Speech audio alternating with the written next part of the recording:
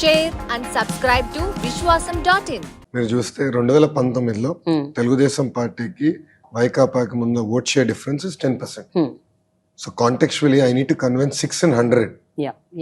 That is the first point. Second, జనసేనకి I think 6.5 close to 6.7% vote share వచ్చింది total Andhra Pradesh. So together we are now a formidable opposition. And మా agenda ఒకటే, రాష్ట్రం. మా agenda ఒకటే, ఆంధ్ర ప్రజల గురించి. నువ్వు కొత్తగా పెళ్ళైనప్పుడు గొడవలు లేకుండా ఉన్నావు కదా. ఇప్పుడు I have been now married for 16 years, but we fight on trivial issues. That is life. That is the beauty of life. That is the journey. So పెళ్లి బిట్వీన్ ఇద్దరి మధ్యలోనే గొడవలు ఉన్నప్పుడు, చిన్న చిన్న విభేదాలు ఉన్నప్పుడు, when there is a alliance, they are bound to have hiccups. There is nothing as a perfect or గొడవలు లేని రిలేషన్షిప్ అనేది ఇంపాసిబుల్.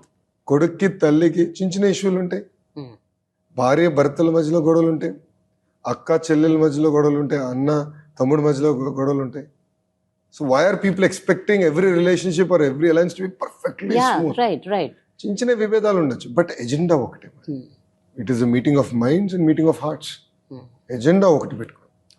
అందుకే కలిసికట్టుగా పోరాడాలి నిర్ణయించుకో. దాదాపు ఒక అవగాహనకు వచ్చింది, బట్ ఇంకా ఫైన్ ట్యూన్ చేయాల్సిన అవసరం ఉంది.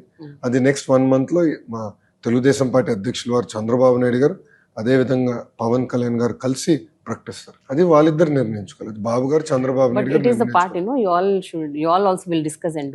That will be decided by Telugu Desam party, Chandrababu Naidu గారు, పాలిట్ బ్యూరో, అదేవిధంగా పవన్ గారు. They have to decide. It is not for Lokesh to decide కదా. మీరు చూస్తే రాజకీయ నాయకులు అన్న వాళ్ళం మనం నిరంతరం ప్రజల్లో ఉండాలి, ప్రజల తరపున పోరాడాలి. పవన్ కళ్యాణ్ గారు కూడా వారాహి యాత్ర ద్వారా ప్రభుత్వాన్ని ఉతికారేస్తున్నారు. ఆయన ఎజెండాని ముందలు తీసుకెళ్తున్నారు. తెలంగాణకు వచ్చే గల ఆయనకి టైం సరిపోలేదు. హి was very busy with Andhra politics.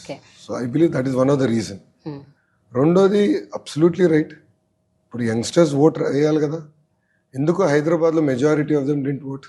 అంటే అందరం కూర్చుని కాఫీ తాగుతాయి, ప్రభుత్వం ఇంతే, మాకు రోడ్లు సరిగలేవు, డ్రైన్లు సరిగలేవు, కరెంట్ 24 గంటలు కరెంట్ ఛార్జీలు పెంచేశారని అందరం కొనుక్కుతాం. కానీ వెళ్ళి ఓటు అయిపోతే ఎట్లా? ప్రజలు కూడా ఇది సీరియస్గా తీసుకోవాలి.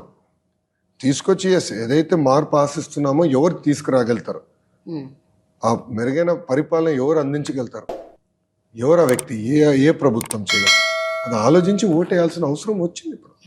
And India has one of the largest youth population. So యువత పైన కూడా బాధ్యత ఉంది. సో వాళ్ళ ఓటు హక్కుని సరిగా వినియోగించవలసిన అవసరం కూడా ఉంది. Like, share and subscribe to Vishwasam.in.